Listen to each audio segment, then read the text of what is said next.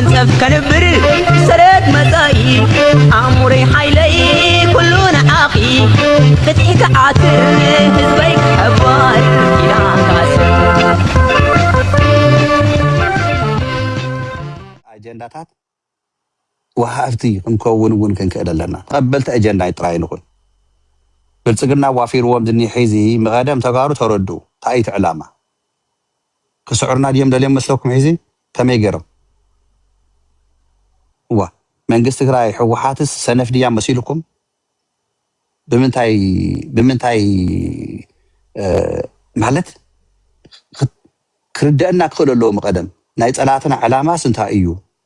موزحته هم تعلامة نايت على أنت يتردأكم يقوم تقالسوا زلهم كتفنا مهانة يتردأكم بر عبد ساعات زي بجزء من تايت قالس نايت علاتنا زك عير زلو تجراي حيلات انقطاع أنا خيرات وسلازل يا من قست سمع على سلازل حيث تأخذ تجوري يسمع سي بق أكلت أثرا كلهم زيلو يو تمن قست يلن أنت سرعات يلن بق بحري سلاز أنا حتى محور سبنا ثلاث عامات فرقان بجزياوي من الدنجارات سلاز نبرت تعدنا إيكونومينا تحسينا سلازلنا بانكتات عاجز سلازني حيزون إساق سلازل حزبنا أيو أفت بيت هذا أبدأ جزلنا خان نوي حنا تقالسي so تصار يردنيو حيزة كنت عايزني مثلكم عزاز مزر لو عوارح تحيال ما يزوق الخرامات بلصقنا أنا متجرشة زل سرعات بلصقنا بمولي أزلكم زلكم قال لكم يا من الوقت معرات قراينا لكم تشرحوا مساكم الدخية أنا جن معرات قراي تراي كنا زلزل معرات قراي من الناس ما جمرت على معي جن معرات قراي مديسكاس عرفت قراي بسلام تنبر يتخيل أنت قراي وهناته توشوازن هي بلصقنا أورومو اللي أورومو ما نتقراوي نيرتراويان انت يدفعه ورك ناي تقراي سليت ناي حمرا هافتا جنة ناي رايا هافتا جنة ناي تقراي ناي بحر ناي إرترا حيزة إيه أورومو ما أوروميا هاجر خانس عباي أوروميا خانس خيل يتبقسي ناي أورومو اللي تيو زي تردوا واتقول لكم so حزب أورومو زي يقبل ليو أي يقبل قل إليت ناي أورومو تولادي إليت كمن أبي أحمد نأورومو زي يوكل كمن برهان جلا نأورومو زي يوكل كالتم ملو زياتهم كاو ولك أو روحاتات زلوا مبر نهزب أورومو نأوروميا فتيوم ويدما ناوتصبو كرهو وايكونن حزب أورومو أفتنا يتقرأ جنسايد جزية نبوزحات تجارو تخكل يكون النابلي مستجارو عبد الجمس كان سلف وسيم يوم أورومو أب عدون تخكل يكون تجارو الصور ساق يزلوا يلهم وحزخانو جنزب حجزو نتجارو زستيو أورومو علويا ذي كان الرسا سوزيات نحرينا يو نحنا أفهزس اللي تبنان أفتي سرعات زدق فنقل نزيوك علينا نزيك نطفئ خنكيل لنا زخرمت زي عن حزي غيرنا حزي تግራይ كحلقيو እተብቸ እንዳዝን ህዝቢ ኣብ ቀጻላይ ሓጋይ ወይ ፍርቁ ወይ ዳርጋ ሙሉሲ ክጠፍዩ ዓለም ጨካንያ በቃ ስለዚህ ኃይል ኻጥራ ይህዝብ ሰላሚና እንደሊ ኻሊ ወጋይ እንደልን እዛ ሳምራዊት በሃል ቆልዓ ኣብ ዝዓዲ ዝኒሃ ኣብ ትግራይ ዝኒሃ ሒዚ ቪድዮ ስለይቃላለም ማንቲ ናይቲ ተማዛበለ ተዛረበላ ናይቲ ተጨኒቁን ማሕበረሰብና ተዛረበላ أو كنت حاصل له زلا أنا قد محيزون نجيري يعني بحيلي كابدتاتهم ناتهم انتقلوا نعم الجداري والسودر له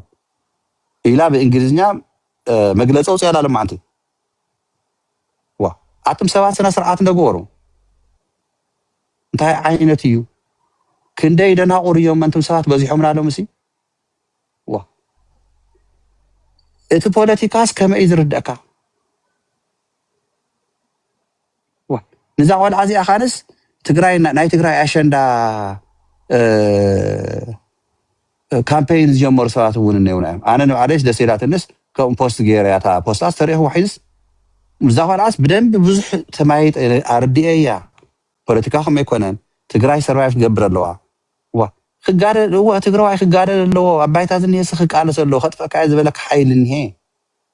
ሰራዊት ሲ በእላፋት ይዘምፀልካ ዘሎ ከጥፈካ الناس ወይ ፖለቲካ እንታይ እዩ ትርጉሙ ተረድኡ መቀደም ፖለቲካ ንሕዘ ይርድአኩም ካን ኣፍቲ ዝርድአኩም በታ ናይ ሂማኒታርያን ድዩ ናይ ካልእ ሓገዛት ኣትኩርኩም ስርሑ ኣብ ዘይ ቦታኹም ግን ውጥም ቅልቅል ኣይትበሉ ሶ ዝሓፍትና ሕዚ እውን ክንምዕዳ ክንርድኣ ክንክእል ኣለና ኣብቲ ፖለቲካ ናይ ፖለቲካ ሕፅረት ስለ ዘለዋ ናይ ፖለቲካ ስለ ዘይርድኣ ድሕራይ ትግራዋይ ኮይንካ ኣብ ሰዓት እዚ ዋላ እንተ ዝኸውን ነይሩ ትግፋ ብሓቂ ተገይሩ ተዝኸውን ነይሩ ሽርሒ እንተዘይህልዎ ነይሩ እዚያት ጌጋ እዩ እሞ ምስ መንግስትና ምስ ህዝብና ምስ ሰራዊትና እናተራዳእና እናተማያየጥና ከመይ ኢና ክንፈትሖ ዘለና ኢልካ ብውሕሉል ዝኾነ መገዲ ኢኻ ትኸደ እምበር ኣብ ማሕበራዊ ሚድያ ወፂእ እናተገየፅካ እናወፅኻ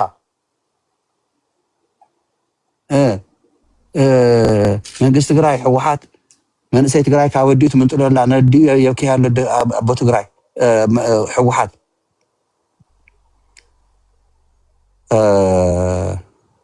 ሳምራዊት ሰልቪ ዳሞ ምሳና ኮ ነይራ ኣክሱማዊ ኣብዚ ሰላማዊ ሰልፊ ኣብዚ ምሳና ዝነበረት ሒዛ ዓዲ ከይዳ ኣላ ዓዲ ያኒ ሒዚ ኣብዚ ኣሜሪካ ትነብር ምሳና ኣብ ሰላማዊ ሰልፊ ዝነበረ ምሳና ሶ እዚ ነገራት እዚኡ ክነመዓራርዩ ክንክእል ኣለና ከም ተጋሩ ልቢ ክንገብር ክንክእል ኣለና No, Selvi እያ ላስት ኔማ ንጉስ ኣይኮነትን ሰልቪ ሳምራዊት ሰልቪ SILVE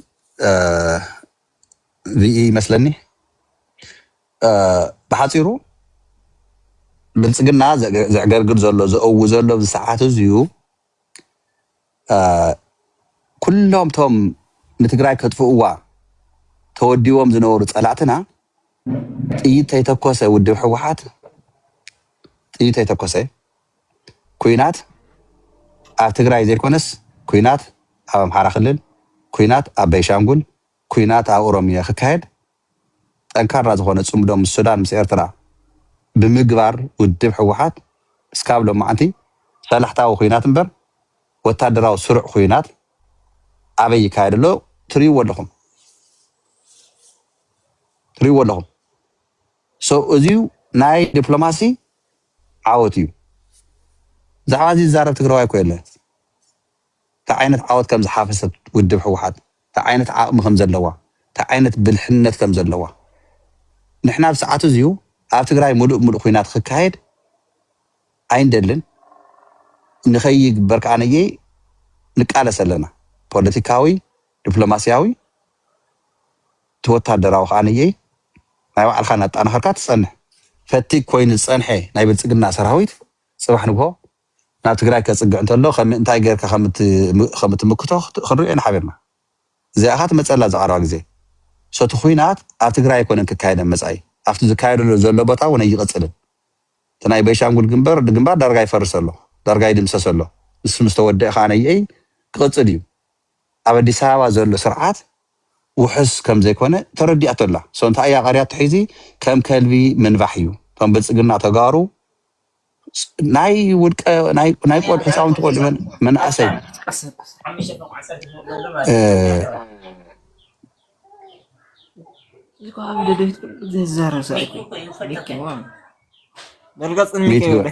ሚት ግበር እና ዓቕሎም ጨዲቕዎም ዘሎ ትግርኛ ተዛረብቲ ብልፅግና ትውልዶም ትግራይ ልቦም ሽዋ ተግባሮም ወታደር ናይ ደርጊ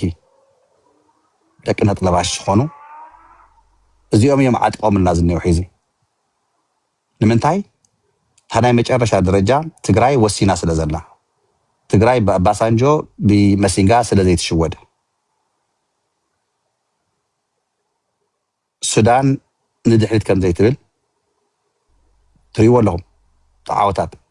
ሶ ናይ ምዕራብ ትግራይ ምቁፅፃርን ዘይምቁፅፃርን ኣይኮነን ምዕራብ ትግራይ ክንቋፀሮ ጥራይ ዘይኮነሲ ከም ዝበልኩም ንሕና ሓይሰጣና ኸይርና እዛ ኸረንቲ እዚኣ ፀላኢ ተደምሲሱ እጃምና ካብቲ ሃገር ወሲድና ሃገር ትግራይ ንሃንፀሎ ቀጻሊ ዓመት ክኸውን ከም ዝኾነ ከይተጠራጠሩ። ስለዚሁ ከም ተጋሩ ልቢ ንግበር፣ ልቢ ንዕቢ፣ ቃልስና ነመዓራሪ፣ ኣካይዳና ነመዓራሪ፣ ሓገዛት ዝግበር ዘሎ ሒዚ ዘይፈለጥኩም ሰባት ተሊኹም ነቲ ዝሽገር ዘሎ ህዝብና ናይ ጃኬት መግዝኢ ናይ ሓድሓድ ነገር መግዝኢ ገንዘብ ይዋፃ ኣሎ ብደገ። ኣብዚ እውን ሓገዛት የተረስዑ ዓቕሚ ዘለኩም ብቅርሺ ሓግዙ። ቅርሺ ክትሕግዙ ዘይትኽእሉ ኮይንኩም ሰዓዚ ካነየ ኣጋውሕዎ ሓገዛት ግበርና በልኩም። ስለዚሁ ኣክስማዊ ሚት ግበራ ታንኪዩ። ስለዚሁ እቲ ቃልስና ሒዚ ተጠናኺሩ ዕድል ትበና ድኻ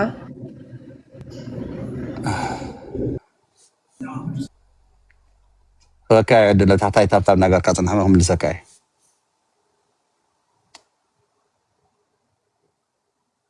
እቲ ግፋ ወዲ ግፋ ኢሎም ዘጉርዑ ዘለው ሓቢርና ክንቃለሶም መን እዮም ከም ዝገበሩ ዘለው ከዓንቲ ቪድዮታት እናሓዝና ኣብዚ እናገንጠልና ጥራይ ዘይኮነስ እቲ ዝብልዎ ዘለው እውን እናተሓዝና ነቲ ዝምልከቶ ኣካል እውን ፕሬሸር ክነምፅእ ክንክእል ኣለና። ብስራት ዝበሃል ወዲ ኣቦኡ ሎጂስቲክ ይስራሕ፣ ተጋዳላይ ይንበር፣ ተጋዳላይ ይኹን ብዘየግድስ ብስራት በቲ ዝገበሮም ገበናት ክእሰር ክኽእል ኣለዎ። በቲ ዝገበሮ ዘሎ ከይድታት ጎስጓስ ክእሰር ክኽእል ኣለዎ። እዙይ ዘይገብር ስርዓት፣ እዙይ ዘይከታተል ሕጊ ናይ ትግራይ ሕጊ ወፂኢ ማለት ትርጉም ስለ ዘይብሉ ከምኒ ከምዚኣቶም ዝመሰሉ ኣብ ትግራይ እናኾኑ መኸተና ዘባላሽው እቲ ሕጊ ወፂኡ ዘሎ ንዙይ ወዲ ከምዚ ጠጠው ንኸብል እዩ። እዚያት ኣብ ቀይዲ ዘእቱ እዩ። ሶታ ሒዝታ ኣቐርያ ዘላ ጀነራል ይሕደጎ ትግራይ ፖሊስ ኮሚሽነር ኣብ ሰዓት እዚዩ ፃውዒት ንገብር ኣዋፊሩ ነዚኣቶም ንኽኣስር ከየናሕሰ ክኣስሮም ክኽእል ኣለዎ። ፍርዲ ቤት ናይ ትግራይ እንድሕር ምዑሪ ኮይኑ ላዕለዋይ ፍርዲ ቤት ናይ መቐለ እንድሕር ተመዓራርዩ እቶም ካልኦት ደያኑ እውን እቶም ጉቦ ዝለመዱ ተፀራሪጎም ተራዒሎም ስነ ስርዓት ዘለዎም ዳኛ ስርሑ ሰሪሑ ዝፈርድ ፍትሓዊ ዝኾነ ፍርድታት ንክህሉ ትግራይ ክንቃለስ ንክእል ኣለና። ጉቦ ዝበልዕ ፖሊስ፣ ጉቦ ዝበልዕ ዳኛ፣ ጉቦ ዝበልዕ ፖለቲከኛ ኣብ ትግራይ ክህሉ የብሉን። ጉቦ ዝበሃል ክጠፍእ ኣለዎ። ጉቦ ንክተጥፍእ ካነየ ነቲ ጉቦ ዝቕበል ኢኻ ተጥፍእ። ሓቀየ ጉቦ ተቐበለማ سرد مزاي عمري حيلي كلنا عاقي فتحك عاتر هزبيك حبار إلى كاسر والفياتري